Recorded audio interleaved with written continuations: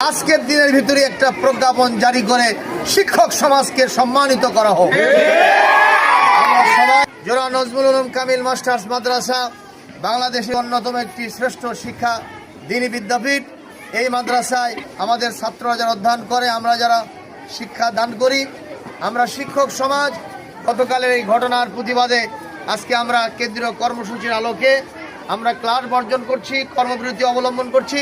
পাশাপাশি আমরা এই ঘটনার তীব্র নিন্দা প্রতিবাদ জানাচ্ছি এবং অনতিবিলম্বে তালবাহানা না করে ইন্টারিম গভর্নমেন্টের কাছে আমাদের দাবি, আমাদের এই ন্যায্য দাবিগুলি অনতিবিলম্বে পূরণ করার জন্য আশ্বাস দেওয়া হোক, সিদ্ধান্ত নেওয়া হোক এবং আজকের দিনের ভিতরে একটা প্রজ্ঞাপন জারি করে শিক্ষক সমাজকে সম্মানিত করা হোক।